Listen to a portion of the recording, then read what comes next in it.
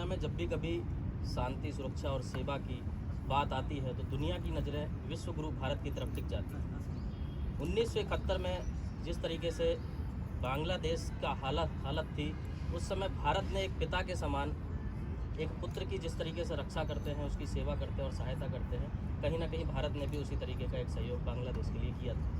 लेकिन वही बांग्लादेश आज के समय में आप देख रहे होंगे कि 5 सितंबर 2024 को जैसे ही बांग्लादेश में शेख हसीना की सरकार गिरती है, उसके बाद हिंदुओं के ऊपर जिस तरीके से अत्याचार किया जाता है वो पूरी दुनिया में किसी भी देश से छिपा हुआ नहीं है। आज का जो विषय हमारा रहेगा बांग्लादेश में हो रहे हिंदुओं के ऊपर अत्याचार और भारत पाकिस्तान बंटवारे में क्या चूक रही। नमस्कार, जय सालासर, आप देख रहे हैं सालासर न्यूज़ और मैं हूं विनय प्रजापति। आज हमारे बीच में जो अतिथि हैं, महानुभाव हैं, उनका सबसे पहले परिचय करवाते हैं। आज के हमारे पैनल में जुड़ रहे हैं हमारे साथ पूजनीय कपिल स्वामी जी, जो स्वामी नारायण गुरुकुल स्कूल सलवाव से हैं। साथ ही एडवोकेट एवं नोटरी रविंद्रनाथ पांडे जी, समाज सेवक और एडवोकेट हैं। साथ ही सुमित प्रताप सिंह राणा, जो करणी सेना भारत गुजरात के प्रवक्ता हैं, और मंगलेश सिंह, जो एक समाज सेवक भी हैं और अच्छे बिजनेसमैन भी हैं। साथ ही एक हमारे बीच में और भी महानुभाव जुड़ेंगे थोड़ी देर से, और इन सभी से जो चर्चा करने वाले हैं देश विदेश भारत की और हिंदुओं के बारे में जो बात करने वाले हैं, ऐसे हमारे सुपरस्टार सीनियर रिपोर्टर मनोज भाई चौहान। हाल ही में लोगों की नज़रों में तब ये आए जब कोलकाता में नर्स के साथ जो रेप कांड हुआ, जब लोगों के बीच जाकर उन्होंने सवाल किया और जिस तरीके से अपनी बातों को रखा और समाज की बातों को सुना। तो ज़्यादा विलम्ब ना करते हुए सीधा मनोज भाई के पास लेकर जाएंगे। बांग्लादेश पर हो रहे हिंदुओं के ऊपर अत्याचार सवाल रहेंगे और उनके सीधे सीधे जवाब देना है। जिससे सवाल पूछा जाएगा उसको जवाब देना रहेगा। उसके बाद ऑडियंस से भी जो ऑडियंस के सवाल रहेंगे वो भी अपने सवाल पूछ सकते हैं। मनोज भाई। बहुत बहुत शुक्रिया विनय भाई। आज हमारे बीच में जो पैनल में बैठे लोग हैं, आज हमारे पास शस्त्र भी है और विधि के ज्ञाता भी लोग बैठे हुए हैं। और इसके साथ में जो इस विषय को बहुत अच्छे से समझ सकेंगे, कुछ स्टूडेंट भी हमारे साथ में जुड़े हुए हैं, जो इस पूरे वार्तालाप के बीच में हमसे लगातार जुड़े रहेंगे। और हमारे बीच में जो कन्वर्सेशन होगी, जो बातें होंगी, उस विषय पे अगर कुछ सवाल उनके मन में रह जाएगा तो हमारे मेहमान से पूछेंगे और उनका हमें उम्मीद है अच्छे तरीके से आप जवाब देंगे, जिससे हमारे स्टूडेंट भी इससे सहमत होंगे। तो सबसे पहले सवाल ये है, भारत और पाकिस्तान का विभाजन हुआ 1947 में। उसके बाद कुछ समय बाद जो भारत के विभाजन के बाद पूर्वी पाकिस्तान और पश्चिमी पाकिस्तान में बंट गए, जो धर्म के आधार पे ना कह के, अगर हम इसको बोले तो एक तरह से भाषा के आधार पे भी बांट दिया गया था, क्योंकि जो पश्चिमी पाकिस्तान था वो नहीं चाहता था कि बांग्लादेश हमारे लेवल में आगे खड़ा रहे। हालांकि उनको चाहिए था, बांग्लादेश भी चाहिए था और पाकिस्तान भी चाहिए, पूर्वी और पश्चिमी पाकिस्तान दोनों चाहिए था। लेकिन उसके बावजूद भी वहाँ पे भाषा के आधार पे उनको नीचता करके दिखाया गया, उनको नीचे करके आंका गया। उसके बाद से समय बदलता गया, जैसे धीरे धीरे समय बदलता गया। 1970 का दौर आता है और जिस समय पे बांग्लादेश में एक आम चुनाव होता है और आम चुनाव में आवामी लीग की तरफ से शेख मुजीबुर रहमान सत्ता में आते हैं। हालांकि चुनाव होता है, बांग्लादेश में पूरी तरह से सीटों पे जीत जाते हैं। उसके बाद से होता ये है कि जो पश्चिमी पाकिस्तान था वो नहीं चाहता था कि पूर्वी पाकिस्तान से लोग हमारे लेवल में आगे खड़े हो जाएं। यहाँ से पूरा खेल चालू होता है। उस विषय पर आज हमारा चर्चा रहेगा।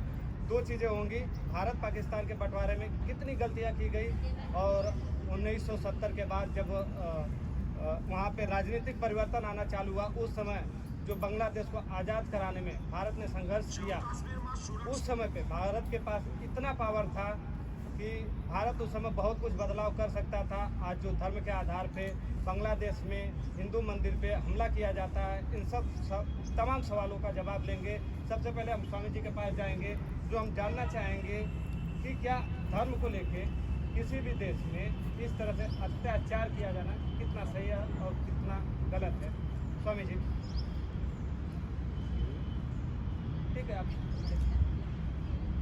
धर्म के लिए पूरे विश्व में कहीं अत्याचार होता हो, ऐसा अगर देखना है तो ये मैक्सिमम मुस्लिम कंट्रियों में ही होता है।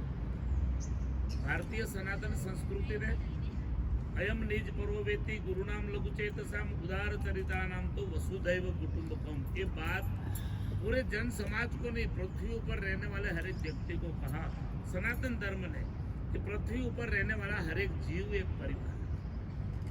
अगर जहाँ परिवार की भावना होती है वहाँ ये होता ही नहीं है। लेकिन विश्व में एक धर्म ऐसा व्याप्त हुआ है कि कई देशों से उनको खदेड़ा गया, वो है इस्लाम संस्कृति। और मैं मानता हूँ कि कभी भी धर्म के बारे में बंटवारा होता नहीं है। धर्म हमेशा जोड़ने का काम करता है। धर्म कभी किसी को काटने की बात नहीं करता है। कोई जीव प्राणी मात्र की हिंसा की बात धर्म कभी नहीं करता है। इसलिए शास्त्रों में कहा है अहिंसा परमो धर्म, अहिंसा है वही सबसे श्रेष्ठ धर्म है। और आज पूरे विश्व में देखा जाए तो मैं मानता हूँ कि सनातन धर्म ने जो शिक्षा दी है, सनातन धर्म ने जो शास्त्रों में आदर्शवाद दिया है, सनातन धर्म में जो परिवार भावना दी गई है, और विश्व में कोई धर्म में ऐसी बात आपको देखने नहीं मिलेगी। स्वामी जी, हिंदू धर्म खासतौर पे ये कहा जाता है कि हम सहिष्णुता की तरह चलते हैं और हम थोड़ा सा दूसरे लोगों के साथ में जुड़ के ज़्यादा अच्छा रहना पसंद करते हैं, लोगों के साथ में प्रेम व्यवहार रखना पसंद करते हैं। तो भारतीय संस्कृति या हिंदू संस्कृति जो सनातन संस्कृति है, सहिष्णुता का दूसरे लोग फायदा उठाते हैं। आप क्या सोचते हैं इस विषय पे? नहीं, ये 100% बात है। कई हिंदू संस्कृति की सहिष्णुता के कारण, क्योंकि हमें यही बताया गया है कि अहिंसा परमो धर्म। हमारे घर में, परिवारों में, बच्चों में यही संस्कार दिया जाता है कि किसी का कभी भी किसी प्रकार से नुकसान न करो। आपके ऊपर जिन्होंने उपकार किया है, कुछ हेल्प की है, किसकी मदद की है, तो उस मदद को जीवन भर मत भूलो, ये सनातन संस्कृति ने बताई है। और मैं मानता हूँ कि इस सहिष्णुता जरूरत से आज ज्यादा हो चुकी है, और उसी सहिष्णुता का गैर लाभ समाज उठा रहा है, अन्य धर्म उठा रहा है। ये मैं मानता हूँ। आज बांग्लादेश में जो परिस्थिति हुई है, वही बांग्लादेश को जब मदद की जरूरत थी तब भारत से ही मदद हुई थी।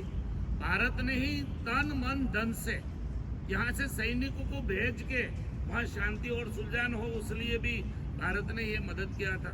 मुझे बिल्कुल याद है कि उस समय पे पोस्ट की टिकट पे 5 पैसा एक्स्ट्रा डाला गया था बांग्लादेश के लिए। उस समय में बस की टिकट में 5% अलग से डाला गया था बांग्लादेश को डेवलप करने के लिए। वही बांग्लादेश आज अपना कर्तव्य भूल चुका है।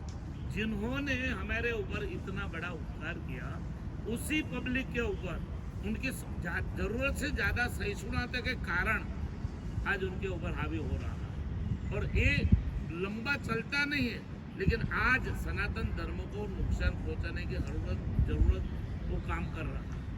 ठीक है, हम जवाब लेंगे सुमित सिंह ठाकुर से, जो कि कर्णी सेना भारत के प्रवक्ता हैं। इन्होंने सहिष्णुता की बात की। हम शास्त्र और शस्त्र दोनों जानते हैं। क्या कहना चाहेंगे सुमित ठाकुर, भारत के हिंदू के लोगों पे जो अत्याचार बांग्लादेश के ऊपर हो रहा है, क्या शस्त्र उठाया जाएगा भारत की तरफ से? देखिए, पहले तो मैं इस मीडिया के माध्यम से यहाँ सभी दर्शकों का बहुत बहुत अभिनंदन करता हूँ, वंदन करता हूँ। पूजनीय महाराज जी के चरणों में नमन करता हूँ। आदरणीय बड़े भाई रविंद्र पांडे साहब को बहुत बहुत प्रणाम करता हूँ। हमारे भाई साहब बैठे हैं, उनको भी बहुत धन्यवाद करता हूँ। सभी का बहुत अच्छा सवाल आपने पूछा। बात अगर शास्त्र और शस्त्र की बात आ जाए तो मैं सोचता हूँ कि शायद मुझसे अच्छा कोई बोल नहीं सकता। ये कॉन्फिडेंस नहीं है, अपनी मेरी व्यक्तिगत निजी बात है। देखिए, शास्त्र और शस्त्र और चोटी और धोती, ये अगर सलामत रहेगी तो राष्ट्र सलामत रहेगा, ये हिंदुस्तान सलामत रहेगा, समाज सलामत रहेगा, और हम और आप सलामत रहेंगे। इसमें क्या है, बात रही शास्त्रों की और शस्त्रों की। अगर बात करें, अभी कुछ दिन पूर्व की बात है कि आदरणीय गुरु जी महाराज जी के नेतृत्व में, इनके आह्वान पर समस्त हिंदू संगठन, मैं 1-2 संगठन की बात नहीं कर रहा हूँ, समस्त हिंदू संगठन को निमंत्रण था, आह्वान था वलसाड़ की। तो हम वहाँ पहुँचे थे और भारी संख्या में पहुँचे थे। और हमारे दादा सुखदेव सिंह गोगामणि, जब जेएनयू में ब्राह्मणों को भगाने की बात आई, जैन समुदाय को भगाने की बात आई, और गुप्ता बनिया और तमाम लोगों की बात आई, तो उन्होंने कहा था राजपूत अपनी तलवार पर न्याय दिलाने का काम करेंगे। तो अगर बांग्लादेश के लोग, अगर आपके मीडिया के माध्यम से मेरी बात वहाँ तक पहुँच रही है, तो मैं उनको भी आग्रह करता हूँ कि करनी सेना भारत का एक प्रदेश का प्रवक्ता और सैनिक होने के नाते मैं तो कहता हूँ मुझे परमिशन दीजिए, हम अपनी तलवार के दम पर उन हिंदुओं को इंसाफ दिलाने का काम करेंगे, न्याय दिलाने का काम करेंगे। इसका मतलब ये नहीं कि करनी सेना भारत बांग्लादेश में जाएगी। हमारे पास कानून के ज्ञाता डॉक्टर रविंद्रनाथ पांडे जी हैं, हम इनसे समझेंगे कि करनी सेना जिस तरह से कह रही है कि हम बांग्लादेश में घुसेंगे और हम तलवार की नोक पे इंसाफ दिलाएंगे, क्या लगता है इस विषय पे कानून किस तरीके से सोचता है, हम ये जानना चाहेंगे आपसे। सबसे पहले स्वामी जी को आज इस सभा में उपस्थित करनी सेना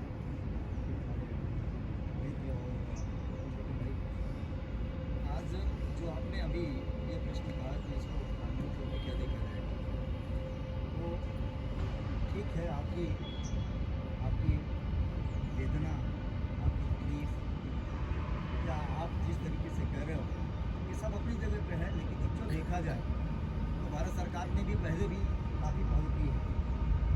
अभी भी जो घटना घटित हुई, हिंदुओं पर जो अत्याचार हुआ, अभी जो मंदिरों को तोड़ा जा रहा है, या जो अभी आपने देखा कि एक महात्मा के ऊपर जो हमला हुआ, उसके लिए जो वकीलों, वहाँ की जो बार एसोसिएशन है या बार काउंसिल है, इन लोगों ने ये कह दिया कि नहीं, अल्पसंख्यकों का कोई मुकदमा लड़ेगा नहीं, और ये ब्राह्मणों का, ये महापुरुषों का कोई मुकदमा लड़ेगा नहीं। एक्चुअल देखा जाए तो लीगल में प्रोफेशन ऐसा प्रोफेशन है कि इसमें किसी का कोई जात, पंथ, मजहब देख करके ये पेशा है, इससे संबंधित हम लोग नहीं आते।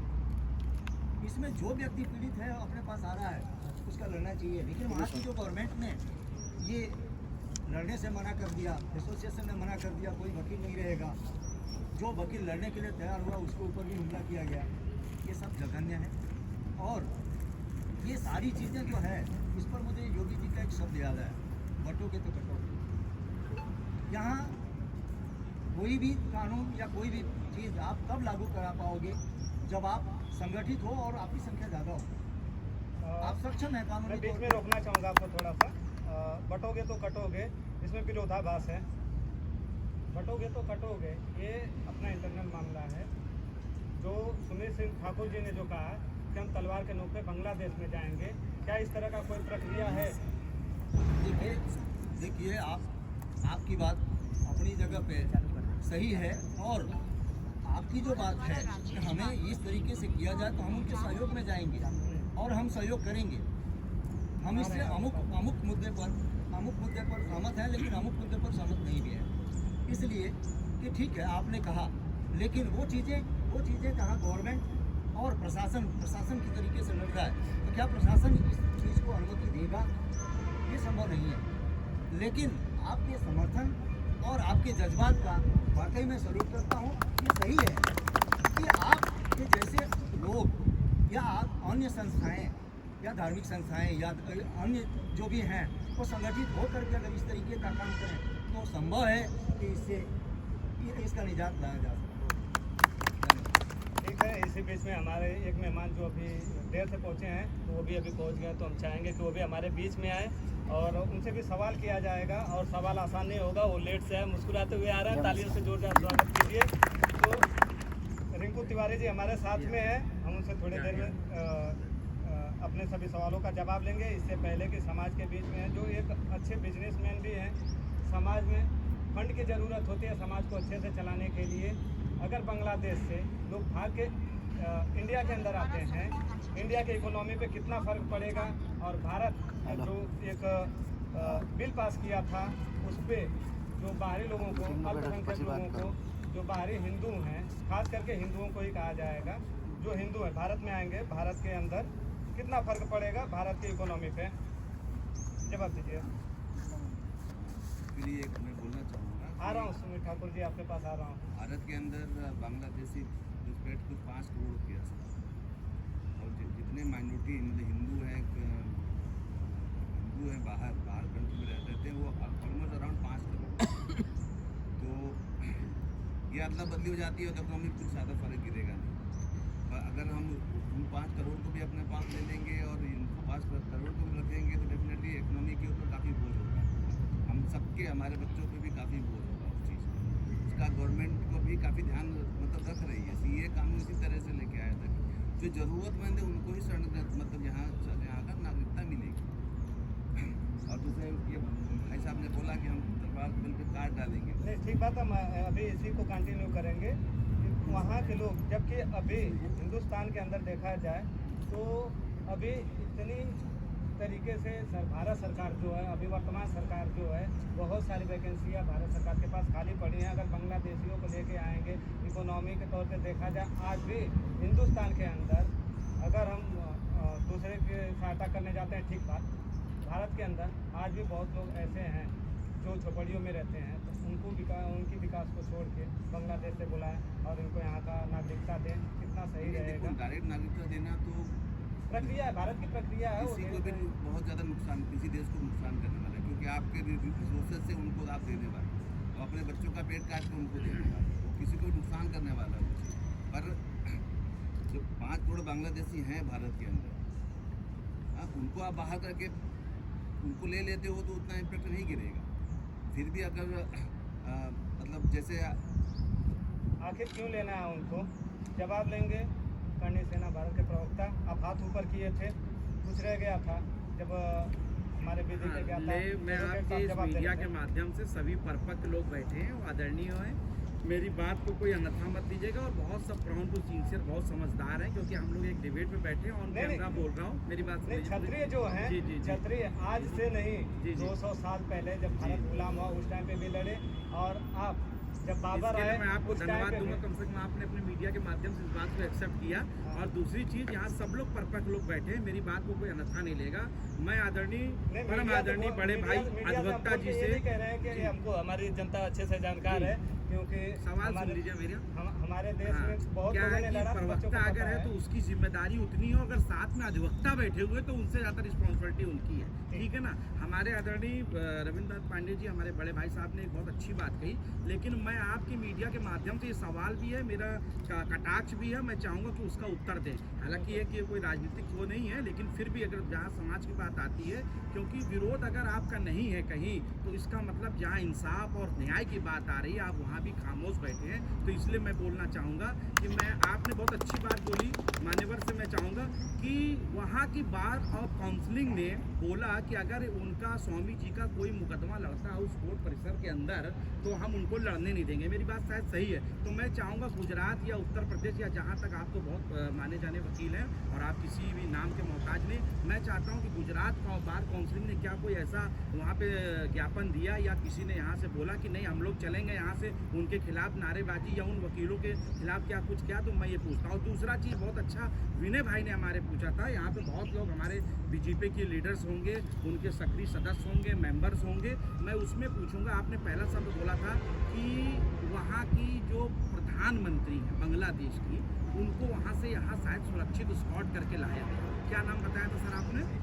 शेख हसीना। इसलिए पूछा इनसे ताकि सबके शेख हसीना जी को बाई स्पॉट चार्टेड वहाँ का जो भारतीय वायुसेना का जो विमान होता है उससे लेके भारत लाया गया, उनको संरक्षण दिया गया। और ये अब मैं आपके मीडिया के माध्यम से माननीय नरेंद्र मोदी साहब से भी बोलना चाहूँगा, और आप लोग मेरी बात पूछिएगा, सुन लीजिए। वहाँ के जो हिंदू लोग हैं उनकी सुरक्षा के लिए क्या किया गया, उनकी सुरक्षा के लिए क्या किया गया, ये बताइए। उनकी सभी से प्रश्न है, कोई भी बोल सकता है, उनकी सुरक्षा के लिए क्या किया गया और उनको यहाँ पे लाकर किस प्रकार से उनको रखा जा रहा। और बात रही उनको लाने की, तो अब भारत में किसी भी बांग्लादेशी की घुसपैठ नहीं होने देंगे। उसके लिए करणी सेना पूर्ण रूप से जाएगी, और बॉर्डर पे खड़ा होना पड़ा तो बॉर्डर पे भी खड़े होगी। उसके लिए हम खुद प्रशासन है, खुद वीर भोगे वसुंधरा, हम वहाँ पहुँचेंगे, किसी की नहीं। और अगर कोई आएगा तो यहाँ का पूरा सिटीजन सिस्टमेटिक ढंग से आएगा कि भैया यहाँ रहना है तो जय श्री राम कहना है, यहाँ पे हिंदुस्तान में रहना है तो जय श्री राम कहना है। बिल्कुल। हमारे बीच में काफ़ी देर से जुड़े रिंकू तिवारी, ठीक है, मैं नाम से अगर आपको, हाँ ठीक है, रिंकू तिवारी जी हैं हमारे साथ में, हम इनसे जवाब लेंगे। भारत में रहना है तो जय श्री राम कहना है, लेकिन भारत के अंदर जो और भी कम्युनिटी के लोग हैं उनके लिए और बांग्लादेश में जो हिंदू हैं उनके ऊपर जो अत्याचार हुआ, यहाँ पे भारत में अगर माइनॉरिटी के तौर पे देखा जाए तो खास करके बहुत सारे हिंदू, मुस्लिम, सिख, ईसाई पहले कहते थे आपस में सब भाई भाई, लेकिन अब ये थोड़ा सा मेंटेलिटी लोगों का चेंज हो गया है। तो अभी भाई भाई वाला मुझे लगता नहीं है कि कहीं चल रहा है। जैसे इन्होंने अभी कहा भारत में रहना तो जय श्री राम बोल रहा है, सब लोग एक बार जय श्री राम बोल दे। ठीक है, ये कोई रैली नहीं है, आप जय श्री राम बोल के इसको अपनी तरफ से कैप्चर ना करें, क्योंकि डिबेट जो है आप कैप्चर ना करें इसको। तभी तो आवाज जाएगी ना, आप कहोगे तभी तो आवाज पहुंचेगी। आपने ये जो समाचार न्यूज़ का बहुत बहुत धन्यवाद। छोटी छोटी डिबेटें करें, ठीक है, जागृत करें, पब्लिक को जागृत करें, बहुत अच्छी बात है। और जागरूकता आना बहुत ज़रूरी है। जैसे हमारे क्षत्रिय समाजवादी सेना जी के अध्यक्ष बोले, बांग्लादेश, हिंदुस्तान, पाकिस्तान, अफगानिस्तान, ईरान, अब पूरा यूनिवर्सिटी देखोगे ना तो पूरी माइंड के थ्रू ही चलती है। जैसे हसीना जी बोला कि हाँ बिल्कुल बहुत गलत है। आप खुद एक मेंटलिटी सोचो कि एक देश की प्राइम मिनिस्टर जिसकी जो लेडीज़ है, मतलब अपने आप में बहुत बड़ी बात है, उस प्राइम मिनिस्टर की वहाँ कोई कीमत नहीं है, उसके अंग वस्त्रों तक का चीज हटा कर दिया गया। उनकी मानसिकता आप सोचो, उनकी सोच, उनकी सोच कुछ नहीं है उसमें। मतलब आप इतना समझ लीजिए स्वामी जी, उनकी जो सोच है ना बहुत विकृत सोच है। उनकी बोलने की जो करने की क्षमता है, कुछ मानते मूलते नहीं है, वो बहुत कट्टरवाद होता है। जो आप शिक्षा के दर पे तो उनको सुधार सकते हो, लेकिन वो शिक्षा भी नहीं ग्रहण कर सकते हैं। फिर आप बोले कि इस देश में रहना है तो जय श्री राम, क्या प्रश्न था आपका?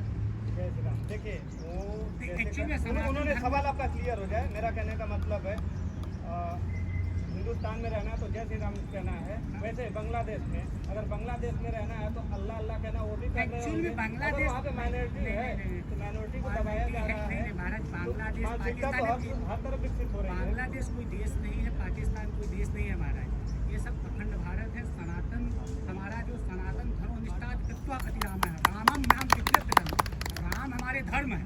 जय श्री राम कोई नारा नहीं है, हमारे धर्म में, हमारे कण में, हमारे रोए रोए में राम है। राम हमारा कोई जयकारा नहीं है, राम हमारा स्वाभिमान है, राम हमारे अस्तित्व है। हम राम से है, न कि राम हमसे है। एक बच्चे सनातनी ये आपकी आस्था है, ये आपने जो बोला ये आपकी आस्था है। इसको आस्था नहीं बोल सकते साहब, ये हमारे सनातनियों का दृढ़ विश्वास है कि राम ही सर्वोपरि है। और रतित रामाम दिष्टो नाम धर्माणाम विप्रो, धर्म का जो सूचक होता है ना, जिससे ये चलाते हो, ये संविधान है, कोर्ट कचहरी पुलिस, ये लॉ एंड ऑर्डर जो चला रहे हो ना, ये हम है, वो राम का धर्म है तो चल रहा है ना। एक वकील साहब काम में आएंगे ना, जज साहब काम में आएंगे ना, कोई महाराज काम में आएंगे ना, पंडित आएंगे। उनका कॉन्सेप्ट क्लियर है, हमको अपना कॉन्सेप्ट क्लियर अप करना है। अगर अगर आप 800 साल गुलामी झेल करके 200 साल ब्रिटिश की गुलामी झेलने के बाद भी अगर आपकी मानसिकता हमारी लोगों की अगर ऐसी चल रही है कि राम में ही हम परेशान है कि जय श्री राम बोलेंगे तो क्या होगा, फलाना बोलेंगे तो क्या होगा। आप कहने का मतलब 8 साल बाद तो अब मानसिकता खुली है। हमारे बागेश्वर धाम देखिए, पद यात्रा निकाल रहे हैं। जवाब देना चाहते हैं इस विषय पे स्वामी जी? मैंने पहले कहा था कि हमारे अंदर सहिष्णुता जरूरियात से बहुत ज़्यादा आ चुकी है। हमारे धर्म ने ये सिखाया है कि दूसरे का नुकसान मत करो, लेकिन धर्म ने अभी बात हुई थी शस्त्र और शास्त्र की, तो मैंने कहता हूँ कि हमारे कोई भी देवी देवताओं का हाथ ऐसे नहीं है कि जिसके हाथ में शस्त्र ना हो। हमारा जो महाभारत का युद्ध हुआ था वो न्याय और अन्याय के सामने ही हुआ था। जब जब इस देश ने, भारत देश ने हर एक कम्युनिटी को, हर एक धर्म के लोगों को बसाया है। मैं बसाया वहाँ तक नहीं कहता, मैं वहाँ तक कहता हूँ कि इस्लाम संस्कृति से हमारा जो राष्ट्र का सर्वोपरि स्थान है, राष्ट्रपति का, उस पर भी अब्दुल कलाम जी को बिठाया है। उसका मतलब ये है कि इस्लाम संस्कृति में जो अच्छे लोग हैं, जो देश के रूल्स के अंदर रहना चाहते हैं, जो देश के अंदर जो धर्म है, सहिष्णुता है, यहाँ की जो परिभावना है, यहाँ की जो दिनचर्या है, उसके साथ सेट होते हैं तो कोई प्रॉब्लम किसी से है ही नहीं। लेकिन जिस देश को सब प्रकार की मदद की गई, जिस देश के द्वारा, भारत के द्वारा, यहाँ के सनातनियों के द्वारा, जिस संत ने लाखों लोगों को कोरोना में खाना खिलाया, भोजन कराया, और उसी संत को अगर उस देश में केस लड़ने वाला वकील ना मिले, ये कितनी बड़ी मजबूरी है हमारे देश की, हमारी संस्कृति की, हमारे सनातनियों की। करणी सेना वाला भाई ने जो कहा बहुत अच्छी बात, मैं उसके साथ बिल्कुल सहमत हूँ कि आज तक सनातन संस्कृति का रक्षण अगर किसी ने किया है तो क्षत्रियों ने किया। आज तक आप पहले से हिस्ट्री ले लो तो सनातन संस्कृति की जो अंदर की जो भावना है वहाँ पहुँच नहीं जाएंगे रूल्स के हिसाब से, वो बात तो पक्की है, लेकिन अंदर की इस प्रकार की भावना हरेक सनातनियों के अंदर जागनी चाहिए, हरेक सनातनियों को जागरूक होना चाहिए। अगर हम नहीं जागेंगे तो हमारी आने वाली पीढ़ी हमें बहुत बड़ा नुकसान और गालियाँ देगी कि हमारे पूर्वज कैसे हो गए। तो इसलिए अपनी संस्कृति के लिए, अपनी बहन बेटियों की रक्षा के लिए, अपने धर्म के लिए और अपने राष्ट्र के लिए हमेशा हमें जागरूक होना ही चाहिए। अगर नहीं जागरूक होंगे तो एक साइड मिशनरियों का काम जो धर्म परिवर्तन कराने का चारों ओर हो रहा है, आज हम 7 राज्यों में माइनॉरिटी में आ चुके हैं, फिर भी हम नहीं जाग रहे हैं। आज बंगाल के अंदर हिंदुओं की कत्ल हो रही है, आज गुजरात के अंदर ये प्रॉब्लम हो रहा है। कोई इस्लाम संस्कृति में बुजुर्ग, कोई बुद्धिशाली व्यक्ति ने ऐसा नहीं कहा कि भाई इसको रोकना चाहिए, तो उसी से भी कोई किसी को बोलना चाहिए। उनकी भी जिम्मेदारी है इस देश की रक्षा करना, इस देश की संस्कृति की रक्षा करना। तो जागरूक होना तो बहुत जरूरी है ही है। ठीक है, एक सवाल और रहेगा एडवोकेट साहब से, इसके बाद हम कुछ स्टूडेंट हैं हमारे साथ में जुड़े हुए हैं जो उनके भी कुछ सवाल होंगे हमारे पैनल से, हमारे मेहमान से आप सवाल कर सकते हैं। इससे पहले एडवोकेट साहब, 1971 के टाइम में बांग्लादेश के अंदर हिंदुओं की संख्या लगभग 25 से 30% थी। उस समय शेख मुजीबुर रहमान की सरकार थी जो कि भारत के समर्थन से वहाँ पे सरकार बनाती है। उसके बाद हालांकि 1975 के बीच में उनकी हत्या कर दी जाती है और फिर उसके बाद कुछ सत्ता परिवर्तन होता है, लेकिन फिर से शेख मुजीबुर रहमान की पार्टी अवामी लोग वहाँ पे सरकार बनाती है। उसके बावजूद अगर वहाँ पे हिंदुओं का दमन हुआ है और जो आके अवामी लीग की पार्टी की ही जो प्रधानमंत्री थी, जो आके भारत में आज भी बैठी हुई हैं, कहीं ना कहीं उनका भी हाथ है उसमें। जो भारत सरकार इतना संरक्षण दे रही है, वहाँ से आके बैठी हुई हैं। जब वहाँ से 25 से 30% जो वहाँ पे हिंदुओं की संख्या थी, आज घट के लगभग 7.5 या 8% के आसपास की हुई है। तो इस चीज़ को आप कैसे देखते हैं? देखिए, हम आपके माध्यम से ये बताना चाहते हैं कि 1971 की जो आपने जिक्र किया, 71 में ये देखा जाए तो कुछ राजनेताओं की कमी रही है, खास करके कांग्रेस की सरकार थी। जिस समय हमारे भारतीय सेना ने वहाँ पहुँच करके और लगभग ये मान के चलिए कि लगभग पूरा सारा तो कमान अपने हाथ में था, लेकिन उसके बावजूद भी उनको छोड़ देना और ये करना, इसकी वजह से जान लीजिए कि ये सारी प्रॉब्लम क्रिएट हुई। और रही बात संख्या की बात करना की बात है, तो उस समय हिंदुओं की संख्या ज़्यादा, आज देख रहे हो 26%, आज देख रहे हो घट करके 8% आ गई। जब हम माइनॉरिटी में रहेंगे, जो हमारी संख्या कम रहेगी, तो ये बटने चल रही है कि जिसकी संख्या ज़्यादा रहेगी वो हावी रहेगा। मात्र इसकी वजह से देखिए, हम इस सुमित जी ने बात कही है कि उनको लाया गया इस कोर्ट करके नहीं है, तो इसको आपको बता दें कि उनको लाया नहीं गया है, वो भाग के आई हैं, अपने पास शरण मांगा है उन्होंने। हमें भारत सरकार ने लाया नहीं है, ना हमारे भारत के प्रधानमंत्री जी ने उस बात को ये किया है, वो आई हैं और शरण मांगी है।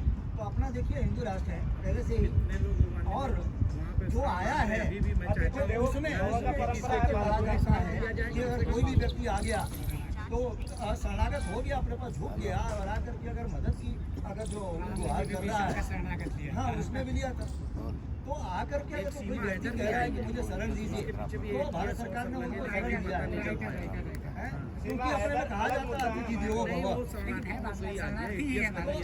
ये जो चर्चा हुई कि आकर के वो रही हैं, तो अभी भी ऑलरेडी उनको ठीक है, कोई व्यक्ति आ मैं एक चीज़ और बोलूँगा, आदरणीय बड़े भाई मेरे बोल रहे हैं, मेरे गुरु हैं, मैं एक चीज़ और बोलूँगा, ये जो स्थिति पैदा हुई है बांग्लादेश के अंदर नहीं हुई है। आप सभी लोग यहाँ पे जानते होंगे पालघर में साधुओं की हत्या हुई थी। मैं तो यहाँ के वापी नहीं, पूरे वलसाड डिस्ट्रिक्ट के और तमाम जहाँ तक मेरी मीडिया के माध्यम से आवाज़ जा रही है, मैं उनसे पूछना चाहूँगा। देखिए, साधु की कोई जात नहीं होती, ठीक, क्योंकि ये हमारे लिए पूजनीय, सम्मानित, सदैव संतों से ये देश है, हमसे नहीं है, संतों से देश है। और मैं बता रहा हूँ कि कोई भी बंदा वहाँ नहीं गया। नीलंजनी अखाड़ा, जूना अखाड़ा, स्वामी देवकानंद ठाकुर साहब और तमाम लोगों ने आह्वान करने की कोशिश करी और बोला कि भैया हम वहाँ जाएंगे, लेकिन कोई नहीं गया। मैं वहाँ प्रत्यक्ष रूप से 200 गाड़ी लेके गया। मुझे ये करम बेली कौन सा चेक पोस्ट है वहाँ पे डिटेन किया पुलिस ने और बोला नहीं आप आगे नहीं जा सकते, और कुछ नहीं हुआ। तो मैं तो कहता हूँ अगर आपकी मीडिया के माध्यम से अगर हिंदुत्व जगाना है तो मैं कहता हूँ इतना जग जाना चाहिए कि कोई भी भारत छोड़ो पूरे कंट्री में अगर सनातन धर्म का कोई भगवा का कपड़ा पहन के भी आए तो उसकी नज़र वहाँ पे उनके सम्मान से झुकनी चाहिए, ना कि अपमान से झुकनी चाहिए। ठीक है, ये तो भारत का इंटरनली मामला है। भारत सरकार को इस पे काम करना चाहिए, ना कि हम बांग्लादेश से जाएंगे और वहाँ से पाकिस्तान से बुला के लेके आएंगे कि यहाँ पे हिंदुस्तान के पाल घर के अंदर हिंदुओं को बुला तो है शरणार्थी बता, शरणार्थी की बात है। भारत सरकार क्या कर रही की भी है? कमी थी उस समय की जो सरकार थी, वो सरकार हमारे हिंदू जो धर्मावलंबी हैं या हमारे जो संत महात्मा हैं, डिबेट चेंज हो रहा है, थोड़ा नहीं किया, डिबेट चेंज हो रहा है। नहीं हुआ। ये हमारे देश की विडंबना है कि हम सारे काम अपने, यहाँ तक के राशन भी हम लोग सरकार के भरोसे छोड़ देते हैं और बाद में जाके you have to result of zero आता है। बाद में कहते हैं भैया सरकार नहीं थी, वो बीजेपी की सरकार थी, वो कांग्रेस की सरकार थी, वो आम आदमी पार्टी की सरकार थी। सरकारी सरकार मजा ले लेती है और बाकी जितने लोग हैं वो सजा में पड़ा। सर हिंदू मारे क्यों जाते हैं सर? एक मिनट, हम जनता के बीच में आएंगे। एक और सवाल रहेगा, क्या भारत और पाकिस्तान बंटवारा और पाकिस्तान बंटवारा यानी जब बांग्लादेश बना, भारत की कुछ गलतियां हुई हैं, हम जवाब लेंगे एडवोकेट साहब से। ये गलतियों की जहाँ तक बात है, जबकि थोड़ा सा फैक्ट क्लियर कर दो तो शायद जनता को भी समझ में आ जाएगा। जबकि बांग्लादेश में जब भारत वहाँ के मुक्ति बाहिनी के साथ में भारत ने पूरे समर्थन से जब उनके साथ में मिलकर उनको आज़ादी दिलाने का काम किया, आज मोहम्मद यूनिस जो आज वहाँ के सलाहकार हैं, अपने आप को प्रधानमंत्री मान रहे हैं, वो माने, हम नहीं मानते। हम भारत के लोग हैं, ठीक है, हमारी मीडिया की अपनी परंपरा है, हम अपने तरीके से बोलते हैं, लेकिन हम नहीं मान रहे। वहाँ अगर वो सलाहकार है तो सलाहकार है, लेकिन वो जाते हैं B8 सम्मेलन में जाते हैं और वहाँ पे जाके एक बयान देते हैं कि भारत मात्र एक सहयोगी के काम किया।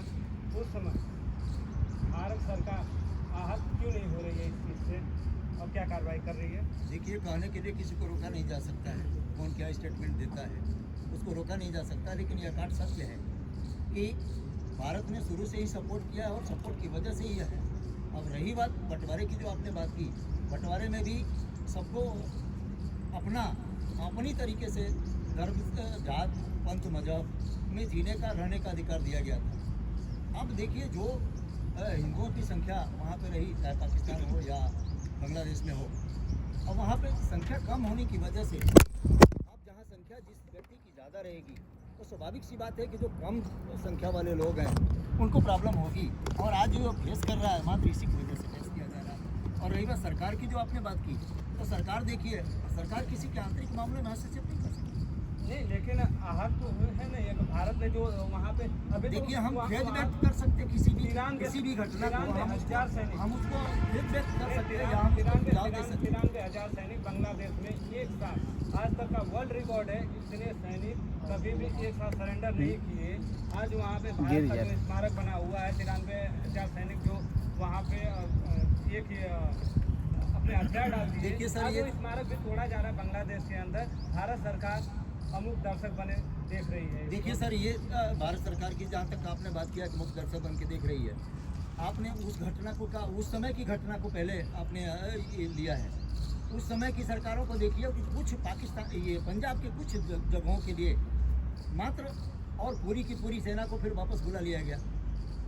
अगर उस समय की इच्छा, सरकार की इच्छा शक्ति की कमी थी, अगर उस जैसे ये सरकार कर रही है, अगर वो इच्छा शक्ति दिखाई होती, शायद ये बांग्लादेश का कोई प्रश्न ही नहीं रहता और ये आना और जाने की बात ही नहीं रहती। बांग्लादेश हमारा था और हमारा ही रहता। बंटवारे में गलतियाँ हुई। दर्शक के बीच जाएंगे, कुछ बच्चे हमारे साथ में स्टूडेंट हैं और बहुत अच्छे से सुन रहे हैं। माइक लेके जाइए उनके पास।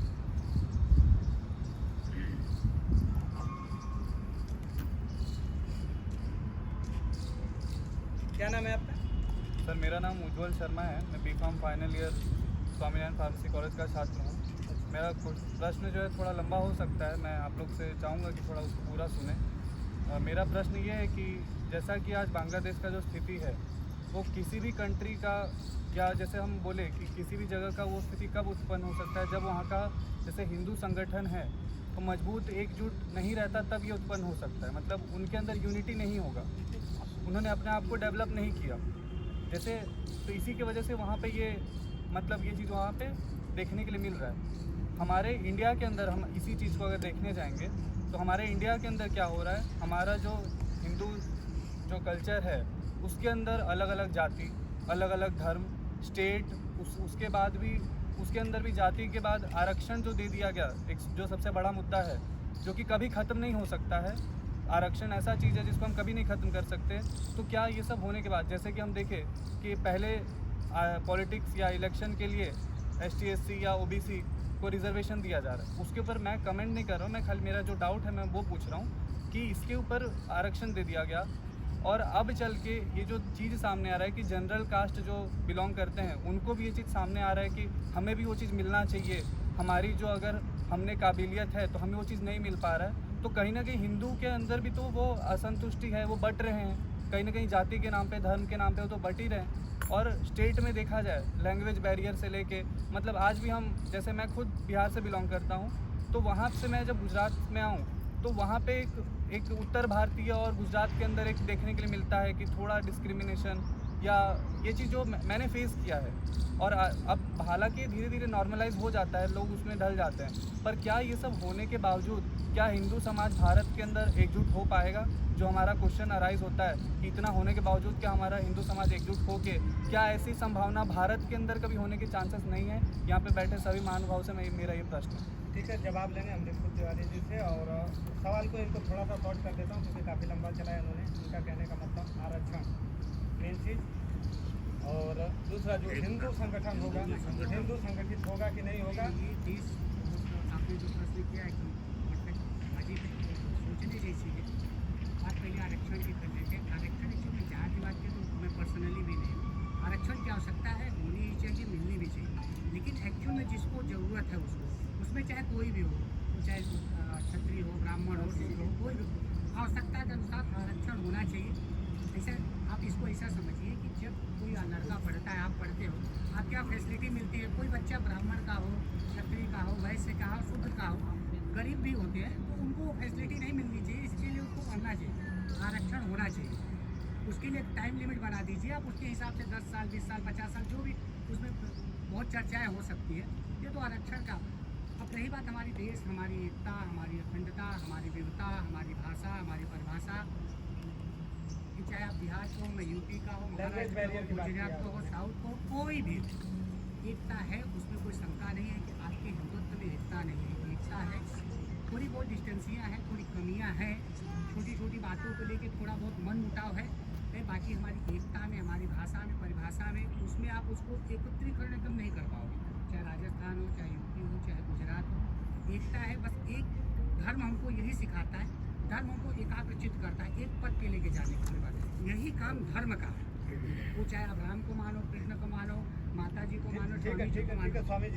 स्वामी जी आप हिंदू संगठित होगा कि नहीं? क्या नाम बताया था आपने? उज्ज्वल शर्मा। विनोद उज्ज्वल शर्मा होनार बच्चा है और गुरुकुल स्कूल का। पहले तो हमें गौरव लेना चाहिए कि हमें हिंदुत्व में जन्म मिला है। हिंदू एक परिभाषा है और सनातन संस्कृति है। धर्म हमारा सनातन है और सनातन में 33 करोड़ देवताओं की परिभावना है, मतलब 33 कोटि देवताओं की श्रद्धा है, विश्वास है। रह गई बंटवारा के बाद जाति, लैंग्वेज, स्टेट, वो तो होगी ही होगी, लेकिन एक हिंदुत्व का, सनातन का गौरव लेके हमें एक होना ही चाहिए। आज हमारी संस्कृति के अंदर कई पश्चिम संस्कृति घुस चुकी है। जैसे हम बच्चों का बर्थडे मनाते हैं तो केक काटते हैं, तो केक काटना हमारी संस्कृति नहीं है, हमारी जोड़ने की संस्कृति है। अंधेरे में से उजाला करने की, उजाला में से अंधेरे करने की संस्कृति हमारी नहीं है। 30 सेकंड का जवाब आपसे भी चाहेंगे। करणी सेना भारत बड़े जोर शोर से आरक्षण का विरोध करती है, वो क्या सोचती है? फिर उनके बाद मात्र 30 सेकंड एडवोकेट साहब के पास होगा, आप अपनी बात रखिए। स्वामी जी की बात बड़े जोर शोर से आप लोग विरोध करते हैं और आने वाले टाइम में और जोर शोर से करूंगा। क्योंकि ये हमारी विडंबना, हमारे देश की विडंबना है। और जो उस समय उसके ठेकेदार बने थे, जो भी थे XYZ, उनकी विडंबना है कि खुद जर्नल होके, सण होके, क्षत्रिय और वैश्य और सूद और दत्त की बात कर रहे हैं। वो अपने लिए कुछ नहीं कर पाए, ना यहाँ तक कहीं हैरान कर पाए, ना कहीं धरना प्रदर्शन दे पाए कि भैया कम से कम नहीं तुमको आरक्षण मिला, धर नहीं। आज वो जो उसमें 2 बनी हुई हैं, अगर एक व्यक्ति फॉर्म भरता है तो उसका फ्री भरता है, और अगर वही जर्नल भरता है तो उसके 1000 से 1200 रुपये करीबन कम से कम आता है। अगर उसने 10 फॉर्म भर दिए तो 10,000 रुपये कहाँ से लाएगा? और 10,000 रुपये अगर उसके पास होता तो 10,000 के फॉर्म थोड़ा ही भरता। ठीक है, आरक्षण के ऊपर छोटा सा जवाब आपसे भी चाहेंगे। 1947 में जो बाबा साहब अम्बेडकर ने जो पॉलिसी बनाई थी लोअर कास्ट के लोगों के लिए, अब क्या वो समय आया है उसको चेंज करने का? छोटा सा जवाब चाहिए, बाकी कोई बच्चा तक तैयार है। ये कहना चाहते हैं जो आपने बाबा साहेब अम्बेडकर जी के संविधान के बारे में आपने कहा, तत्कालीन उस परिस्थिति समय की परिस्थिति ऐसी थी कि उस समय उस टाइप के लोग थे, उनको आवश्यकता थी। आज अगर आप देखोगे तो जिन लोगों को आरक्षण उस समय दिया गया था, आज वो ठीक उल्टा हो गया है। आज उनकी संख्या क्या सवर्णों में नहीं है, अदर में नहीं है।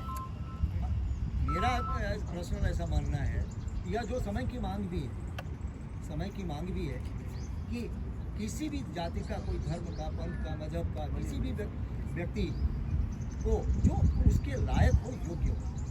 क्या अदर में नहीं है जिनके पास रहने के लिए घर नहीं है? आज भी बहुत से लोग हैं तो सवर्णों में हैं, जो एकदम गरीबी रेखा के नीचे तबके का जीवन गुजार रहे हैं। ठीक है, आरक्षण उनके बच्चे पढ़ना चाहते हैं लेकिन पढ़ नहीं सकते। क्यों? आरक्षण पीढ़ी नहीं होना चाहिए। नहीं जरूरियातमंद के लिए जरूरियातमंद के लिए आरक्षण जाति और धर्म के आधार पर किसी भी जाति, धर्म, पंथ, मजहब के आधार पर आरक्षण नहीं मिलना चाहिए। राज्य में क्रीमी लेयर का व्यवस्था है, अगर कोई नहीं लेना जिनको चाहता है, जरूरत नहीं लेता है। थी, MP में वहाँ के CM ने एक मुहिम चलाई है, शायद आप लोग पत्रकार बंधु जानते होंगे, कि अगर कि कोई व्यक्ति भिखारी को, अब दोनों चीज़ समझिएगा, परिपक्व लोग हैं, भिखारी को कोई अगर भीख देता मिल गया तो उसके ऊपर एक FIR दर्ज होगी। ठीक, क्योंकि वहाँ पे कई आरक्षण वाले घूम रहे थे जिनकी तलाशी में 75 हज़ार 1 लाख रुपए कैश बरामद हुआ। उनको किस चीज़ के आरक्षण की जरूरत थी भैया? उसको क्यों नहीं बताते आप?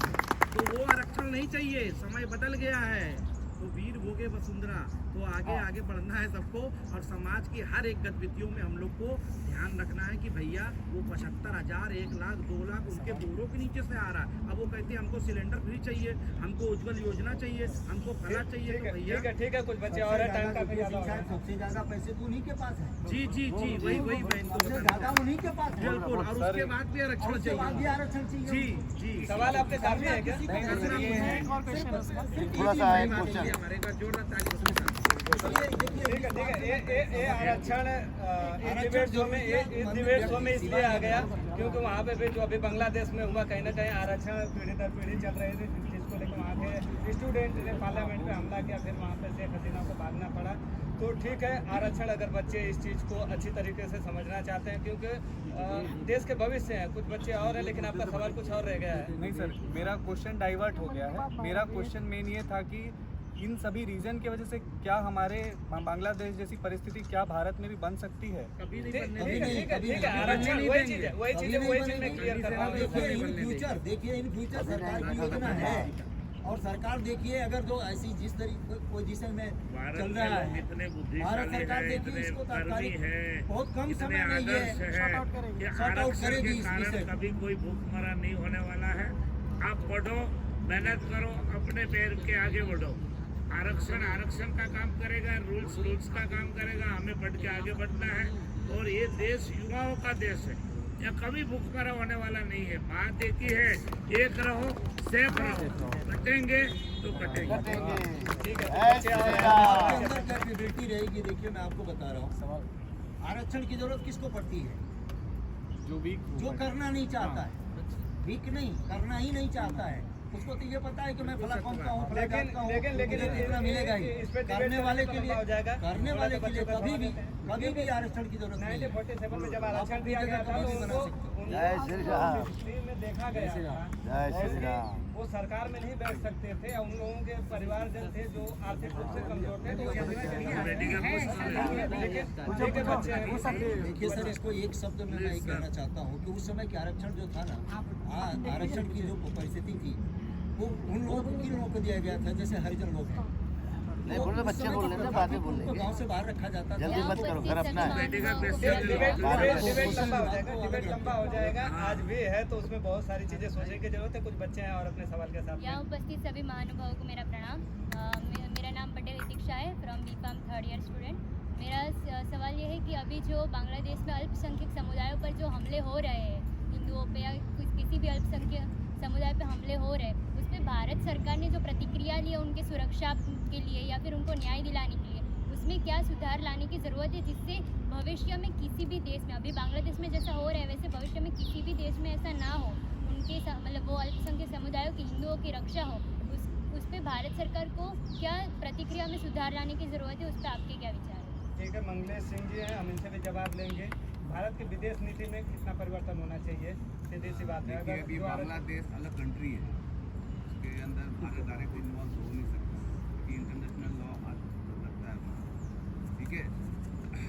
पर वो काफ़ी, जहाँ तक मैं न्यूज़ में देख रहा हूँ, काफ़ी कोशिश कर रहे हैं। अभी हमारे तो विदेश मंत्री गए थे वहाँ, मतलब उन्होंने काफ़ी, उनके जो PM हैं, जो नए PM हैं अभी, उनको काफ़ी कुछ उनको समझा दिया गया है। तो इसलिए देखो अभी काफ़ी शांति हो चुकी है अभी पहले तो काफ़ी ज़्यादा उपद्रव किए थे, और अभी जब से जाके आए हैं काफ़ी शांति हो गई है कि भैया भूखे मर जाओगे अगर आपने बंद नहीं किया, क्योंकि खाना हमसे जाता है, पेट्रोल हमसे जाता है, सब कुछ हमसे जाता है, हम वो सब बंद कर दें। बांग्लादेश में ट्रेड का भी, मैं बच्चे का सवाल था तो मैं उसको थोड़ा सा क्लियर करूँ। बांग्लादेश में भारत ट्रेड का भी विरोध किया गया, वहाँ पे साड़ियाँ जलाई गई, तो दबाव भारत की विदेश नीति पे होगा, क्योंकि चाइना एक तरफ तैयार बैठा है कि हम यहाँ से व्यापार बंद करें, क्योंकि भारत अगर बांग्लादेश के साथ में व्यापार करता है, आप अच्छे बिजनेसमैन हैं, आप अच्छे से समझ सकते हैं, भारत इसमें अच्छी तरह से फ़ायदा लेता है। ट्रेड अगर भारत बंद करता है बांग्लादेश से तो ये भारत के लिए नुकसानदेह होगा। भारत देखो, भारत के लिए कुछ नुकसानदेह नहीं है। बांग्लादेश गिरा है तो भारत की इकोनॉमी बढ़ने वाली है। 2023 से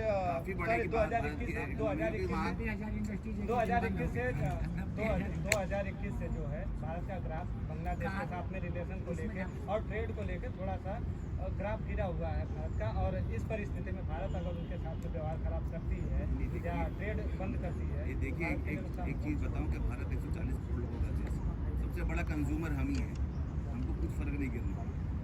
टेम्पररी 10-15 दिन 1 महीने का फ़र्क गिरता है, पर हम खुद कंज्यूमर है, प्रोड्यूसर भी हैं, कंज्यूमर भी हैं। हम जो प्रोड्यूस करेंगे हम कंज्यूम कर जाएंगे, तो हमको किसी की मतलब उनकी ज़रूरत नहीं है, उनको हमारी ज़रूरत है। एक तरफ चाइना भी बैठा हुआ है, जो चाइना देखो, चाइना मौका फरस है। चाइना उनको लोन दिया हुआ है बहुत सारा। चाइना का देखो डायरेक्ट इन्वॉल्वमेंट है वहाँ, काफ़ी ज़्यादा लोन दिया गया, उनकी 90,000 इंडस्ट्री एक दिन बंद हो गई है। तो भारत की विदेश नीति क्या होगी, हम जवाब लेंगे रिंकू तिवारी जी से। आप बताइए, बच्चे का सवाल था कि इस तरह का किसी और देश में ना होवे, भारत की विदेश नीति किस तरह की होनी चाहिए। नहीं, भारत सरकार जो भी कदम उठा रही है उसके हिसाब से बराबर है, लेकिन मेरे हिसाब से और थोड़ा प्रेशराइज करना चाहिए फॉरेन मंत्रालय को। एक्चुअली देश की बात आती है, इकोनॉमी की बात आती है, जहाँ जहालियत आती है। बांग्लादेश बहुत अच्छा तरक्की कर रहा था, कभी जहाज में जानता हूँ, बहुत अच्छे बढ़ रहे थे, पढ़ लिख रहे थे, फिर एक आंधी जैसा आया, एक दिमागी संतुलन बिगड़ा, पूरे देश का सत्यानाश। एक्चुअली बांग्लादेश से हमको सीखना क्या चाहिए, बांग्लादेश जैसी स्थिति देख के सीखना चाहिए, एकता रखो, अपने देश को प्रगति करो, अन्यथा अगर भिड़े तो विनाश पक्का है, किसी भी स्थिति में पक्का है। भारत सरकार को और थोड़ा कदम उठाने चाहिए, चाहे वो ट्रेड के सेक्टर से हो, चाहे वो मौखिक सेंटर से हो, लेकिन उठाना चाहिए, मेरा ऐसा मानना है। भारत की विदेश नीति आज भारत सेफ हाथों में है। लास्ट 10-15 साल से भारत चेंज है। भारत के साथ जो भी जिसने भी संबंध बिगाड़ा है उसके हाथ में कटोरा आ गया। हम पाकिस्तान की दशा, चाइना की दशा देख रहे, चाइना की GDP बहुत नीचे उतर रही है क्योंकि भारत के साथ संबंध सही नहीं है। भारत बांग्लादेश के साथ विदेश नीति किस प्रकार से करता है, भारत की जो वैश्विक विदेश नीति है वो पूरे विश्व में बेस्ट है। जहाँ से ग्रांट मिलती होगी, जहाँ से गलत रास्ते से उस देशों में पैसा आता होगा वो बंद हो जाएगा और वहाँ के नागरिक भूख मरे से मरेंगे। वो आप बहुत कुछ समय में देख पाओ। आज बांग्लादेश के लोग खाने का नहीं है उनके हाथ में। वो नीति भारत देश की विदेश नीति के कारण ही हो रहा है। आज भारत स्ट्रॉन्ग हाथों में है, हम एक रहिए और ऐसे स्ट्रॉन्ग हाथों में जहाँ तक भारत का शासन होगा बच्चे हैं उनका तब सवाल भारत को फटाफट ले कोई नहीं लेते मिटा हैं। पाएगा। स्वामी जी ज़्यादा टाइम नहीं है, 10 मिनट का शो है, तो फटाफट सवाल ले लेते हैं बच्चों का। क्या हुआ? तो जय श्री राम आप सभी को। सर मेरा सवाल ये है कि आज़ादी के बाद पाकिस्तान में हिंदुओं की संख्या थी 13% और आज वो तकरीबन 1.5 के आसपास है। बांग्लादेश में थी 7% और आज के टाइम में 0.5% है। और जब हम इंडिया का कंपेयर करें तो इंडिया में बाकी कम्युनिटी माइनॉरिटी की संख्या थी 20 करोड़ और आज बढ़ के 45 तक पहुँच गई। तो इसका रीज़न क्या है? कहाँ पे? इंडिया के अंदर आप? इंडिया के अंदर ये बाकी देशों में हमारी संख्या कम हो रही है हिंदुओं की, और हमारे खुद हिंदुस्तान के अंदर कम हो रही है। जो और पहले दूसरों की माइनॉरिटी बढ़ में रही है। थे वो अब धीरे धीरे उनकी संख्या बढ़ रही है। थोड़ा सा फैक्ट को क्लियर कर देता हूँ। भारत के अंदर सिर्फ एक पश्चिम बंगाल ऐसा राज्य है जहाँ पे माइनॉरिटी में जो मुस्लिम कम्युनिटी के लोग थे जो उनका क्या पड़ा हुआ है। नागालैंड, मिजोरम, सिक्किम में माइनॉरिटी में है। 7 राज्यों में बड़े हैं लेकिन 40% की बात की हमने। सर हिंदू संगठन कभी होगी, हमें ये जवाब चाहिए। एक सवाल आपका और भी था कि हिंदू मारा क्यों जाता, बहुत तेज तीर आई थी, है ना? जी सर। इसका जवाब है जी सर। हिंदू कभी मारा नहीं जाता। जी सर। इसकी मजाल है जो छेड़ दे दिलेर को और गर्दिश में घेर लेते हैं कुत्ते भी शेर। ठीक है, दो लंबा नहीं करेंगे। एक दो सवाल और। सर हर हर महादेव, मेरा नाम दुर्गेश राजन सिंह है। सर मेरा यही सवाल है, जैसे बाकी जो धर्म वाले अपना बोर्ड बना के कर रहे हैं, वैसे क्या हिंदू को अपना एक बोर्ड बनाना चाहिए जो हर जगह सुरक्षा कर सके? जैसे यहाँ पे हमारा धर्म, हमारे मंदिर है, हमारा जो ज़मीन है वहाँ पे गलत तरीके से अवैध कब्जा हो रहा है। एक बोर्ड है जो कर रहा है कंटिन्यू, ऐसा हमारा हिंदू का भी कुछ होना चाहिए। बहुत बहुत धन्यवाद। माइनॉरिटी का बोर्ड इस देश में है, मेजोरिटी का बोर्ड नहीं है। उसके ऊपर पूरे भारत के संत लोग बहुत बड़े पैमाने पे काम कर रहे हैं। पद यात्राएं हो रही है, हिंदुओं को जगा रहे हैं। अगर सभी हिंदू 100 अभी 10% हिंदू जागे हुए हैं, अगर 90% हिंदू जाग गए तो सभी प्रकार की जो भी आवश्यकता होगी बोर्ड के अलावा भी तो 100% भारत में होगी। आपकी जानकारी के लिए बता दिया हिंदू को जाए। एक लेना पड़ेगा। अभी देखिए धीरेन्द्र शास्त्री जी का जो एक चल रहा है, पद यात्रा चल रही है। देखिए जगाने की और सबको संगठित करने की एक मुहिम चल रही है। और जिस तरीके की चल रही है उस तरीके का वो निकट समय है कि आपके प्रश्न का जो आ चुका है। ठीक है, एक और सवाल। जय श्री राम सर, मैं विशेष पटेल। अभी जैसे कि आप देख रहे हो कि इस्कॉन के सब मंदिर और जो हिंदू लोगों के जो मंदिर है और हिंदू लोगों पे काफ़ी अत्याचार हो रहे हैं वहाँ पे बांग्लादेश में। तो यहाँ के जो हिंदू संगठन है उसने वो लोगों ने क्या स्टेप लिया वहाँ पे वो लोग को बचाने के लिए और वो लोग को रिकवर करने के लिए। और जैसे कि मेरे साथी दुर्गेश का क्वेश्चन है कि India is a secular country, तो वो हिसाब से वर्क बोर्ड है तो हिंदू बोर्ड भी होना चाहिए। तो हिंदू बोर्ड नहीं है तो वर्क बोर्ड का भी होना ही नहीं चाहिए, वर्क बोर्ड ही नहीं होना चाहिए। उसका क्या काम सर, उसका क्या काम? ये जो कांग्रेस की सरकार रही है ये सब उसी की पापोती है, लेकिन जब समय आ गया जल्दी सारे बोर्ड उखाड़ के हम लोग अपना बोर्ड उखाड़ लगाने का काम करेंगे। ये एजुकेटेड स्टूडेंट्स है। इसको कांग्रेस ने 19 मान्यता प्राप्त बोर्ड नहीं है, 13 के और अंदर नहीं वो बना कोई दिया। संस्था है। ठीक है, वो कॉन्स्टिट्यूशन के खिलाफ है, संविधान के खिलाफ है हमारे। उसका कोई एग्जिस्टेंस होना भी नहीं चाहिए कंट्री के अंदर। पर वो वोट बैंक के लिए उन्होंने वो किया, अब उसके लिए सब लोग लड़ रहे हैं। अब देखो आगे क्या होता है, आने में समय बताएगा। ये हमारे लेकिन थोड़ा सा इसको क्लियर कर दीजिए। बच्चे का सवाल ये था कि जैसे वो बोर्ड है वैसे हिंदू बोर्ड भी कुछ ऐसा होना चाहिए। हिंदू बोर्ड बन रहा है। एक और स्वामी जी ने बोला है कि सब एकजुट होकर अभी हिंदू बोर्ड बनाने की बात कर ही रहे हैं। अब भारत में हिंदू बोर्ड की मांग नहीं है, हिंदू राष्ट्र की मांग है। होने वाले नहीं है, हिंदू राष्ट्र की मांग है, राम राज्य की मांग है। और राम राज्य का मतलब वही है कि इस्लामी हो, हिंदू हो, क्रिश्चियन हो, कोई भी हो, सभी लोग सुख चैन से रहे। इस देश का जो रूल्स एंड रेगुलेशन है उसको कंपलसरी फॉलो करे और सभी को अच्छे से जीने दे, तब ये हिंदू राष्ट्र हो। यात्रा, अब हमारी मांग बोडो की नहीं है, हिंदू राष्ट्र की। एक चीज़ और मेरी तरफ, बिल्कुल गुरु जी ने राम राज थोड़ा की सा बात छोटा करी, कीजिए उसको। हाँ बहुत अच्छी बात है। अयोध्या में 14 साल तक मालूम है किसी को कोई तकलीफ नहीं हुई। क्यों मालूम है? क्योंकि प्रभु श्री राम जी की बहुत परफेक्ट सवाल है, उसको बहुत ध्यान से सुनिएगा। उनकी खड़ाऊ यानी कि उनका जो जूता था वो सिंहासन पे राज कर रहा था। तो आज का समय क्या होना चाहिए? शासन और प्रशासन और सनातन के हाथ में भी जूता होना चाहिए ताकि किसी को कोई तकलीफ। अपने सवाल के साथ में है। पहले तो सभी वक्ताओं को मेरा नमस्कार, और सभी वक्ताओं से मेरा एक ही सवाल है, जैसे कि करणी सेना के अध्यक्ष श्री से तो ज़्यादा है, क्योंकि अभी इन्होंने इस सवाल के जवाब दिए थे कि जैसे कि आपने कहा कि हिंदुस्तान में फिर ऐसी घटना नहीं होगी, या हिंदुस्तान में बांग्लादेश जैसी घटना नहीं हो सकती, लेकिन कैसे हमारे देश का हिंदू कैसे माने कि ये घटना नहीं होगी, जबकि आप देखते हैं कहीं भी राम शोभा यात्रा निकलती है तो पत्थरबाजी होती है। मंदिर अगर दुर्गा पूजा होता है, दुर्गा जी का विसर्जन होने जाता है तो पत्थरबाजी होती है। किसी भी चीज़ को, कोई भी चीज़ है, कोई भी प्रोग्राम है, कोई भी फंक्शन अगर हिंदू संगठन करता है तो हमेशा पत्थरबाजी होती है। यहाँ तक कि हिंदुओं की मंदिरों को भी अभी भी तोड़ा जा रहा है, अभी भी उनके देवताओं के पोस्टर अभी भी फाड़े जा रहे हैं। बहुत अच्छा सवाल है आपका, बहुत अभिनंदन वंदन मेरी तरफ से। पहली बात, जो तोड़ा जा रहा है तो कहीं कहीं हो रहा था तो ठीक है, अभी तो आपको मालूम होगा कि संबल और सब जगह मंदिर निकल रहे हैं, नंबर 1। नंबर 2, आपने जो बोला, मैं तो रहता हूँ वलसाड़ डिस्ट्रिक्ट। सर एक छोटा सा जी जी, संबल में जो मंदिरें निकल तो रही हैं, लेकिन क्या प्रूफ है कि ये मंदिरें आगे भी ऐसे सेफ रहेगी या फिर बंद करके और खड़ी होगी? फिर देखिए 2, 4, 10 दिन की बात होती है, महीने 2 महीने चलता है और उसके बाद फिर सब गायब हो जाते हैं हिंदू संगठन। बात सच है, घर में अगर किसी की मृत्यु भी हो जाती है तो 13 दिन के बाद उसको भूल जाते, खुद खाते पीते मौज लेते हैं, वो एक अलग चीज़ है। नंबर 2, वलसाड़ डिस्ट्रिक्ट, जहाँ तक मेरी पूरी गुजरात की रेंज आती है, मैं अपना नंबर दे जाऊँगा। अगर कोई शोभा यात्रा निकलती है, कोई रामनवमी निकलती है, कोई दुर्गा यात्रा निकलती है, तो मैं स्वयं उसका खड़े होकर निरीक्षण करूँगा। स्कॉट करने का काम करनी सेना भारत की। अगर वहाँ पर एक भी तत्व चल गया तो मैं अपने नाम के आगे राजपूत लगाना कम कर दूंगा। और इससे बड़ी बात क्या कहूँ, सीरी पे हुआ था, अपना विजिटिंग कार्ड सीरी पे लड़ा था, ठीक है, कुछ 4 बच्चे हैं, लड़े थे, सवाल लेंगे। लड़े थे, लेकिन सीरी पे हुआ था, बना दिया।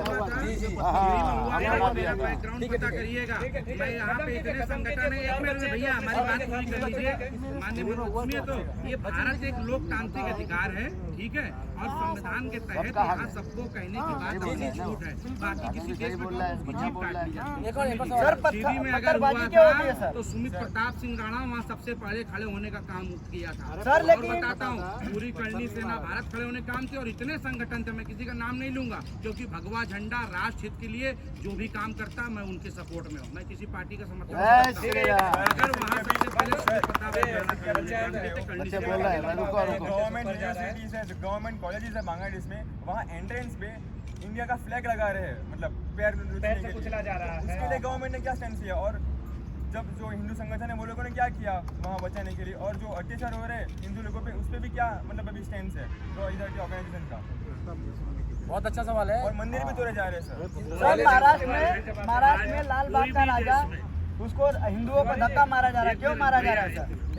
उनका सवाल करें। कोई भी देश में जब एक दूसरे देशों की बात आती है, धर्म संस्कृति की बात आती है और युद्ध की बात आती है, तब ये होता ही है। हमारे देश में भी कई राज्यों में बांग्लादेश के ध्वज लगा के उसके ऊपर गाड़ियां चलाई गई, जूते मारे गए। ये तो पब्लिक का आक्रोश है, पब्लिक का आक्रोश है।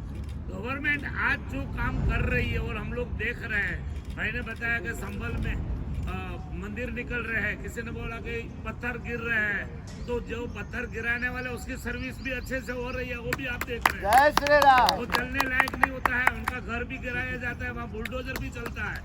इस देश में अच्छे मुस्लिम भी हैं, अच्छे हिंदू भी हैं। बात वही है सोच की और देश के रूल्स एंड रेगुलेशन की।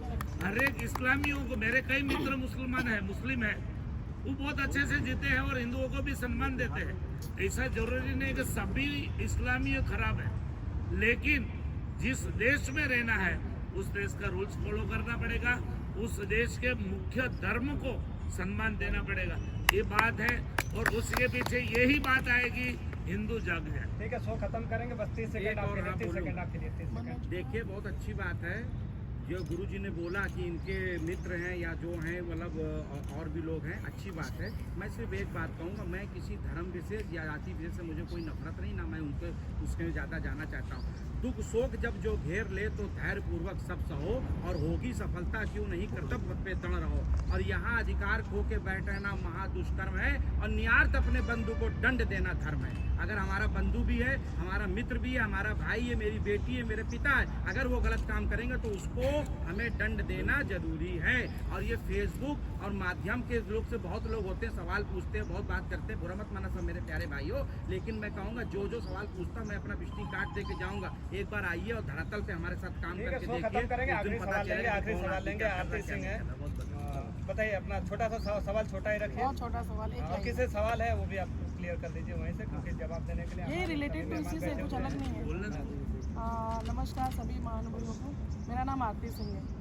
मैं भी समाज में सभी मतलब हिंदुओं को साथ में जुड़ी और देखी, काम भी किया सब कुछ। लेकिन जो अभी सभी के यहाँ पे वक्ताओं की सबकी मैंने सुन रही थी, उसका बहुत मैं आभार हूँ उस चीज़ों का। स्वामी जी, मेरा आपसे सवाल है कि ये जो बांग्लादेश के टॉपिक को हम उठा करके यहाँ पे चर्चा में ला रहे हैं, हम लोग बैठे हैं यहाँ वापी में, गुजरात में वापी एक छोटी सी टाउन में बैठे हुए हैं। तो हम लोग इतनी दूर की दृष्टि करके दूर की चीज़ों को यहाँ पे डिस्कशन कर रहे हैं, चर्चाएं कर रहे हैं। मगर अगर हम अपने नज़दीकी चीज़ों से, अपने जो इर्द गिर्द के जो गलियाँ कूचे हैं, यहाँ से सफाई करना शुरू कर दें, गंदगी को साफ़ करना शुरू कर दें, छोटी छोटी बच्चियों के जो बलात्कार होते हैं, जो महिलाओं की जो है इज्जत उछाली जाती है, जो महिलाओं की सुरक्षा नहीं होती है, तो समाज के सेवक ठेकेदार कहाँ रहते हैं? कांड होने के बाद में चर्चा में आती है चीज़ें, तो क्या उस पर रोक लगाना और यहाँ से सफाई करने का काम करना, ये हमारा धर्म नहीं, ये धर्म में नहीं आता है क्या? बिल्कुल, जहाँ जहाँ छोटी छोटी बच्चियों के ऊपर रेप होता है, किसी बहन बेटियों की रक्षा नहीं होती है, उस देश की संस्कृति और उस देश का धर्म नाश पाता है और उस देश के लोगों को नपुंसक कहा जाता है देखे तो।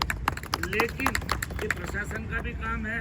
हमने लास्ट 10-15 सालों से अच्छे प्रशासन में शासन दिया गया है, हम किसी रूल्स को हाथ में नहीं ले सकते। लेकिन आज हम देख रहे 10-15 दिनों में, 10-20 दिनों में, 30 दिनों में कोर्ट में केस हो गए, फांसी तक लोगों को पहुंचाया जाता है। मेरी बात तो ये है कि मुस्लिम समाज के लोगों को भी उनके अंदर जो खराबी है, उनके बुद्धिशाली लोग हैं, उनको भी बोलना चाहिए कि गलत कार्य गलत ही है, वो किसी ने भी किया हो, लेकिन गलत है, उसको दंड मिलना ही चाहिए, चाहे पब्लिक से मिले, चाहे कोर्ट से मिले, चाहे गवर्नमेंट से मिले। और इस प्रकार के जो मानसिकता वाले लोग हैं, उस युवाओं को, उस लोगों को हमेशा हर एक समाज को नसीहत करना चाहिए, उनको दूर करना चाहिए। ये तो मैं 100% तो स्वामी जी, क्या ऐसा कोई कानून नहीं आना चाहिए कि हम इस चीज़ों का इंतजार ना करते हुए उसी समय हम उसका अगर निवारण कर दे तो ऐसी घटनाएं ना हो? सब चीज़ कानून से नहीं होती है, लेकिन अपने समाज को भी जगाना चाहिए। आज हम बहुत सोए हुए हैं, आज हमारे घर में डंडा भी नहीं है। हमारी एक विचारधारा थी शस्त्र और शास्त्र की, जिस प्रकार आप गीता रखते हो उस प्रकार के हथियार भी घर में रखो।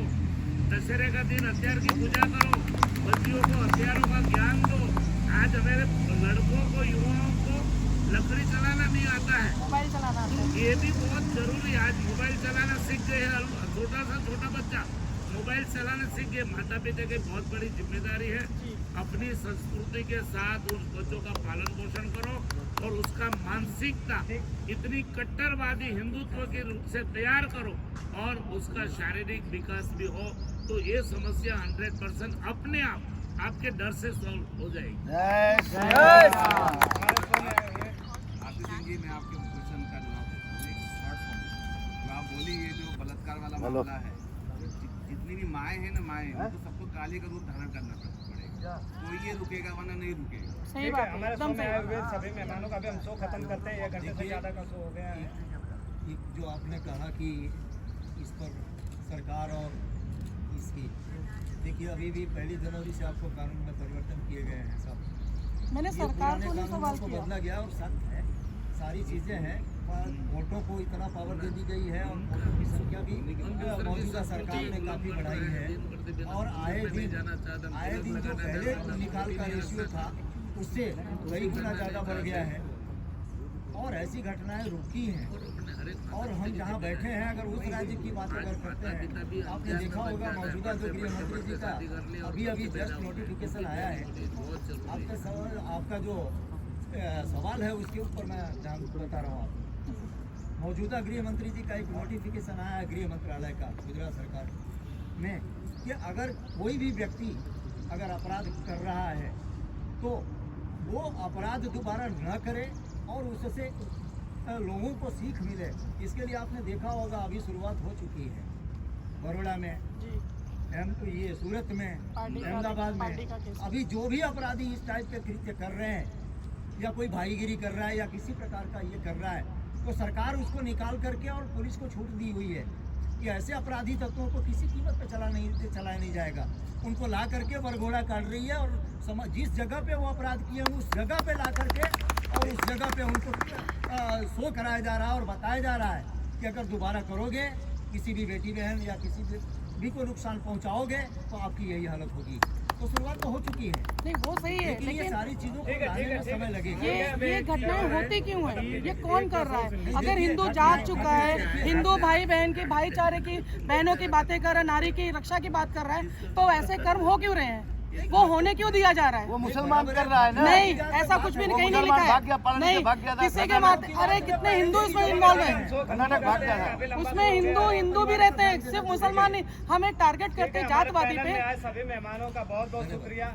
आज हमारा डिबेट शो रखा गया था बांग्लादेश और पाकिस्तान बंटवारे के टाइम पे हिंदुस्तान ने क्या गलतियाँ की और हिंदुओं के ऊपर जो बांग्लादेश में अत्याचार हो रहे हैं उस विषय पे हमारे मेहमान आए हुए जितने भी है बड़े अच्छे से जवाब दिए और काफ़ी सवाल था जिसका जवाब दर्शकों के बीच में भी गया होगा। शायद मुझे लगता है कि दर्शक काफ़ी अच्छे से संतुष्ट होंगे। हमारे देश के जो पीढ़ी हैं आने वाले समय में जो देश के पिलर हैं जो भविष्य हैं वो भी थे, उन्होंने भी कुछ सवाल रखा और हमारे मेहमान बड़े अच्छे से जवाब दिए। आपको कैसा लगा ये जवाब आप हमें जरूर बताइए। विनय भाई हैं हमारे बीच में, इस शो का खत्म करेंगे और कुछ चीज़ें जो हैं जिस पे आप लोग चर्चा करना चाहते हैं इन फ्यूचर तो आप हमें कमेंट करके जरूर बताइए किस विषय पे हमें और बात करना चाहिए। हमारे पैनल में और लोगों को बुलाया जाएगा और आगे भी ऐसे ही और डिबेट शो किए जाएंगे। अगर आपको पसंद आता है तो आप जरूर इस विषय पे हमसे कमेंट करके जरूर चुनिए।